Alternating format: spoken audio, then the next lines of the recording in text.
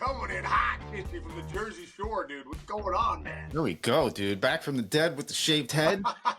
Looking good, dude. Hey, really quick, before we get going, how's everything going? Your first week of work, everything's going well so far? Dude, it's great, man. And I'm freaking getting in shape. I've lost like 4 pounds. I sent Case a picture. Grand Central Station in New York, there's an escalator. How high? It's like the stairway to heaven, Case. Yeah, it's ridiculous. It's ridiculous. Dude, I try to walk up this thing, man. I'm getting like, my ground game is strong right now. I love it, dude. I love it. Yeah, man. But dude, we missed each other so much. This is the longest stretch we have not seen each other on a camera in our lives, I think, in the last 20 years. I actually think it is, dude. I actually think it is. I'm having chinch withdrawal, dude. I'm like, God, what's he doing? Yeah. Well, I can't wait to see him. Yeah, dude, I'm so excited too. Happy 4th of July to everybody. Yes, happy 4th. Happy 4th. Greatest country in the world. Hey, listen, at the end of the day, I know, things are here and there sometimes, but at the end of the day, we live in a free country, the United States of America. So thankful for that. Yeah, thankful for that. Thankful for the troops out there, man. Best military in the world. Let's go. It's a great day to celebrate. Great day to be an American. And I'm with my guy, Sean Casey. Nothing better than this. Let's go. Hey, might as well. Let's start in our nation's capital. Might as well, dude. It's the 4th of July. And one of I would say right now, this might be Sean Casey's favorite player down there in D.C. Who is dude, it? I've been saying it for a while, too, right? Yes, you are a big fan for this guy. Getting my, James Wood is going to be the next big superstar. Even last year saying it. Because you know why? Because I told you and tell everybody the way he drives the ball to left center. Like, if people don't understand what they're looking at, the great hitters do that. Judge does that. There you go. When people say, oh, guy, you can't hit three, guys are hitting 230, 220, I get that. Your best hitters aren't. Your best hitters are driving the ball the other way into the other field gap. They're getting pull side on sliders and changing all that stuff. James Wood hit a home run yesterday. He went 5 for 5 yesterday. Mm-hmm. He's 22 years old, Chinch. Yes. He went 5 for 5. Another bomb to left. Just a pitch middle away, just wham, lets it travel, smokes it, line drives all over the place. 5 for 5. He's hitting close to 300. He's got almost a 960 OPS. He just signed in for the home run derby, and we're not the only people that are going to know about James Wood when this home run derby hits. The whole world's going to know who is this guy and where did he come from. Oh, where did he come from? He was an A-ball in the Juan Soto trade, being 350 in A-ball. There you go. His numbers were off the charts, so it's just great to see, dude. He's got great parents, Kenny and his wife. They're wonderful people. And, James is a wonderful kid. And I'm just very excited for him, man. Yes. Very, very excited for him. Me too. And DC, they should be Mike Rizzo out there doing his thing. Yeah, man. And, hey, props to Sean Casey for being on a beautiful Jersey Shore and knowing those stats as well as he did just now. Woods, 294, 23 bombs, 67 ribbies. He's got 56 walks, which is good for a young guy. Dude, he got intentionally walked 4 times in a day. First guy since Bonds in like 04. Yes, and he's a big boy. What is his size here? How's 6'7", 234 coming at you? Yep. I mean, it's like Dave Winfield. It's unbelievable. Electric hands. To your point, to have the power, and I mean, you see 294, and it just makes sense to what you're saying about hitting the ball the other way. It's not like that. He'd probably be maybe. Would you rather have 27 or 28 home runs right now and hitting 252? 220? Yeah, 230. Come on. So, but that's the thing, dude. The thing is, when you go the other way, you become a better pull hitter. That's what I must admit. Guys talking about getting the ball in the air, pull side. I'm like, yeah, you get the ball in the air, pull side by learning to drive the ball the other way. Your bat path is so much better that when you clipping balls out front, that's what launch angle is. Launch angle is catching the ball out front a little more. But you have to do it with a consistent bat path. That's how you become an elite player. So I don't buy into like, well, OPS is the number one stat because guys don't hit 300 anymore. Yeah, they don't hit 300 anymore because I really believe that that sometimes we get so pull happy in the air. So good for James Wood, 22 years old, sticking to his guns, making sure that he's not buying, drinking the Kool-Aid of everybody, big guy, 6'7", got to hit the ball in the pull side in the air. He's a great hitter first, and great hitters develop power, and bam, you're seeing it. There you go. And you know what's fun this year? This is going to be a great home run derby because it's almost like changing of the guard youth movement already you got Wood, you got Cal Raleigh, and Acuna. It's played 50 games and is playing like at a all world pace too. Those three guys are in. Can't wait to see who else joins it. But we got a good crop already going into the Derby. Yeah, it's gonna be fun, man. The Derby's gonna be a great time. Yeah, there you go. All right, moving on to something that is very controversial walking in, especially from where I work right now. I have a little more inside info on this thing, but the Subway Series, okay? Oh boy. Back page of the New York Post, I can tell you today, says off the rails with a sad Aaron Judge picture on the back of it. The Yankees are no longer in first place. That belongs to the Toronto Blue Jays, who we also look. You know what? Actually, before we get into the Subway Series, give your props to the Blue Jays, man. Big time. Well, dude, first off, they just swept the Yankees for the first time ever out there in the Rogers Centers. 4 in Toronto. Place was packed every night. And if you're watching the Blue Jays, man, and paying attention, they're really different guys are doing it all the time. I mean, obviously, George Springer had an incredible series. Hit, I think, 2 home runs in 2 different games.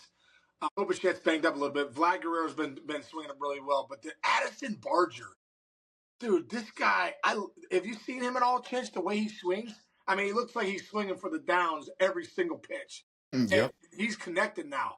The biggest thing with Barger was like, hey, listen, the guy's got a big swing and he's got too much chase. If he can cut down on the chase with that swing and get a good pitch to hit, he's going to do damage. Bam. Now he is. Every time you watch the Blue Jays right now, Addison Barger is doing something. Double off the wall, home run, big hit, really lock it in. And I think they're pulling all the right buttons, too. I saw the other night Mattingly and DeMarlo Hale and Schneider, and we're talking about they played David Schneider against Will Warren because they looked at his minor league stats. And, like, man, he really hit Warren well in the minor leagues. Schneider comes up, hits 2 bombs. You know what I mean? Like, they've kind of been pulling every right, pushing every right button right now, pulling every right lever. And there you go, man. The Blue Jays are in first place. First time this late in the season since 2016. Yeah, there you go. And they're doing everything at least good and some things great. But like you look at their lineup, how stretched out it is. You got 1, 2, 3, 4 guys with double-digit bombs. You got Springer leading away with 15, who's having a heck of a resurgence year. Yep. Vlad's got 12. Your boy at third base got 11, and Bo's got 11. I mean, Vlad and Bo, I kind of almost think they haven't even really hit their super-duper hot stretch yet. So this team is not going anywhere, for sure. Yeah. You mentioned the Yankees. Dude, they are struggling beyond struggling, facing a Mets team that has been struggling beyond struggling. We got Tale of Two Cities right now. Remember the last time they had the Subway Series, Juan Soto goes to Yankee Stadium. He couldn't hit a lick. Right. His fans were mad. Now you're at Citi Field this time. Juan Soto, reigning player of the month, he is on fire right now. And then our boy, Anthony Volpe, dude, he is getting a lot of grief here by Yankees fans.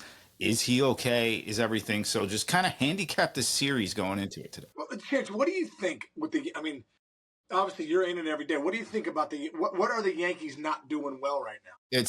There's one hardcore, maybe they're doing not just not well, but maybe bottom of the league. And I'm saying both leagues is they are not driving in runs with runners in scoring position. They're not getting clutch hits. Just end of story. And I mean historically bad. Wow. And everybody's kind of pointing to Volpe. He got a couple ribbies over the last day or two, but like he has been on a stretch where he can't drive a run in at this point. The other thing they're not doing is they're not stealing bases. So you wonder if maybe they should start trying to put the pressure on the defense in other ways because they are not hitting in a clutch. That's my thought. Yeah, that's interesting. I think one thing too, I think they're starting to, Judge is still dominating some of his numbers, but teams are pitching around him a little bit at times to get to other guys. Goldie's gotten a little colder, in the last month or so. But Jazz Chisholm has been on fire. They've lost a couple tough games in Toronto, just couldn't, but I think at the end of the day, it's about how many runs can you get across the board. And if you're not hitting with runners in scoring position, that's something. I think sometimes that goes in cycles, though. I still look at the Yankees, and I'm not as worried as everybody else is. Obviously, when you're a Yankee fan, you live and die every single night, by the ups and the downs. Weaver since coming back from that, being hurt, he's been a little shaky. Am I right by saying that? He's had a Yep. couple outings that haven't been great. Correct. Devin Williams, has been okay, pretty good, but still okay. Gave up a couple, I believe, last night late. It just seems like they're just not clicking right now on a lot of different things. I mean, they're not stealing bases. They're not, Max Fried got hit around for the first time the other night, early. So it's I do think though that they'll get it going, man. I really do. The team's too good. I look at that team and it does baffle me because they're very talented, and I just think they'll I think they'll figure out a way. I mean, Rodon's still pitching well. Max Fried, this is where you would love to have some health back in that rotation, but obviously the reality is they don't. So just gotta keep grinding. The other thing is, I mean, I don't know. I guess in my old age, I get a little jaded, especially having worked in baseball. Like my whole career is like, it is such a long season. Like to your point, if you would have said, hey, you're going to lose Juan Soto, you don't know what you're going to get out of the Goldschmidts and those guys. And, Bellinger, you're kind of turning the roster over in a little bit of ways. And we're technically at the halfway point of the season. And you're 9 games over 500, guys. Come on, everybody. You're 9 games out of over 500. And now you know that the guys you put in on this roster, you did the right thing with them. The other thing you're seeing around here is don't forget the trade deadline's coming up. So it's almost better to see your warts right now. Like this is the best time of the year to see your warts. They need a third baseman, by the way. I know John Heyman's talking about the Yankees are kind of looking for a third baseman because they want Jazz at second because Jazz is playing great since he's returned. And to your point, like not doing the 100% thing, taking his time a little bit, he's one of the better guys in that roster. Well, he's hitting. I mean, the last month he's hitting over 300 with almost 1,000 OPS. He's driving the ball in the ballpark, playing good defense. I think Jazz would like to play second base, though, right? I mean, yeah, I think that's what the plan will be. Is they'll move him back to second, just let him sit there the whole time, and maybe that'll help Volpe. I mean, call it yes or no, but defense, they're buddies, and have that guy there consistently. It takes one other thought out of your head every day, but who knows? Yeah, you know what I think about Volpe is like, if you're the shortstop for the Yankees, you're just going to hear it no matter what. And I think when everyone looks at the standard as being Jeter, it's like, come on, dude, like he's one of the greatest of all time. Volpe, I know he's had a few errors here and there, but like those plays, those throws, everyone's on him the other day, like. Dude, that was an incredible play to get to that backhand slide, try to make a play at third. I'd rather have a guy trying to make plays and getting the balls that others don't than a guy that's, that's careful or passive or just trying to make the perfect routine play. No, I still think Volpe plays an elite shortstop. I don't know. He still has just over 700 OPS. I feel like nowadays everyone's good with 700 OPS is like, 750. I don't know. Back in the day. So there you go. I'm not so concerned. I think he's going to get hot too and get things going. No one works harder than this guy. Yeah. And he'll figure it out, man. And Booney, to his credit, he reminded the guys, Jazz said this, he reminded us we're the best team in the league and we're going to get through this stretch. You got to have that positive attitude. And you don't win this whole thing over 162 by not having stretches like this. So when people are hitting the panic button, it's like, no, this is normal. This is baseball. Like you said, it's a long season. Marathon, not a sprint, man. There you go. And one other guy we have not talked about since we came back here, dude. This guy I believe the first person this guy ever struck out who was a big leaguer was Sean Casey. And I'm talking about Clayton Kershaw, who now has 300 strikeouts that count. Yeah, incredible, dude. 3,000 strikeouts. Who knows if we'll see that ever again? I don't think so. You know what I mean? I mean, you saw Scherzer do it a couple years ago or last year, 2 years ago. Verlander's there. These are guys that are in that generation of like Kershaw came in 2008, my last year. I was the first big leaguer he ever punched out in that minor league or big league game, but he was called up for the minor league side. And I knew that guy was going to be a stud. I didn't know he was going to have 3,000 strikeouts and be one of the greatest pitchers of all time. 18 years now with the Dodgers, 2 World Series titles, first ballot Hall of Famer. And you know what he's done right, Chinch? Like CC Sabathia. As CC's career went on, the fastball wasn't the same. You started to see him throwing more sliders, kind of reinventing himself, knowing how to pitch, rearing back when he had to. look at Clayton Kershaw, man. He still has the curveball. He started getting a better slider, throwing it more. Really reinvented himself. Always had that good deception on his delivery. It's fun to see guys like this be so successful, get the 3,000 strikeouts. You don't get the 3,000 strikeouts just having the same stuff. You have to find a way to kind of reinvent yourself, and Clayton Kershaw did that. It's amazing to see that longevity with one team, and that almost, you wonder if that's ever going to happen again too. Yeah, you know what else is awesome to this point exactly? Like you were saying before, it's sexy again. It's sexy to hit the ball the other way now. That wasn't really the case. Everybody's saying, "Oh, 100. This guy throws 100. This guy throws 101." Of course, reinvents himself. Look at what Jacob deGrom is doing, dude, right now. Jacob deGrom is taking like 3, 4, maybe even 5 miles per hour off of his fastball consistently. Dude, he's 9-2 with a 213 and a .89 whip. And he's got 100 strikes. He's basically still striking out a batter. He's not doing 13 per 9. He's doing 9 per 9. Right. And now this guy, he's back to being top 1A, top 5 pitchers in baseball. Yeah, and pitching well, yeah. You hit the ball 500 feet and, you hit it 325 feet. If they're both a homer, they're both a homer. If you can go 9-2, throwing about 96 rather than 100, you're better off being 9-2. I agree. I look at the. It makes me think of O'Neal Cruz. O'Neal Cruz hits the ball 122 miles an hour. He's hitting 205. Right. So I'm saying, like, all right, that's fine. 120. I need hits. Like you're in the biggest. I throw 100, but I'm getting raked. No. I need a guy that can pitch. I need outs. We need outs. We need hits. And dude, let's stick on the Buccos for a second too. They've won 6 in a row. How about that? Playing good baseball. Donnie Kelly has them. He's been Donnie Kelly since he's taken over for Derek Shelton's been over 500. So got to give some credit out there to Pittsburgh. They're really pitching too, and they swept the Mets. And the run differential was incredible. They scored over 9 runs a game in that series. Yeah, they crushed. They're finding a way, which has been nice, man. They need some of that in Pittsburgh and need to start because they got some pitching, Chinch. They got the pitching to kind of go. They've always been waiting for the hitting, and the hitting's starting to get there. There you go. Pretty cool. All right. One thing we have not mentioned yet is we need an injury update on Sean Casey, folks. We still need your prayers. This guy is banged up. Dude, it's been 15 days. I must admit, it's been a lot of pain and discomfort, and it's been a little bit of a grind. But I'm grinding, and I'm walking through it to keep me working my perspective muscle. We're here at the. I made it up to the Jersey Shore. That's our view right here. Holy moly! Can you see the Yes. beach right there?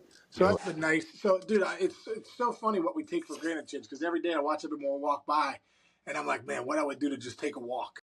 What I would do to just take a walk. What I would do to like sit on a toilet. Seriously, I'm like it's just basic stuff that you grind through to kind of go throughout your day. So yeah, I'm getting there, dude. I'm feeling better.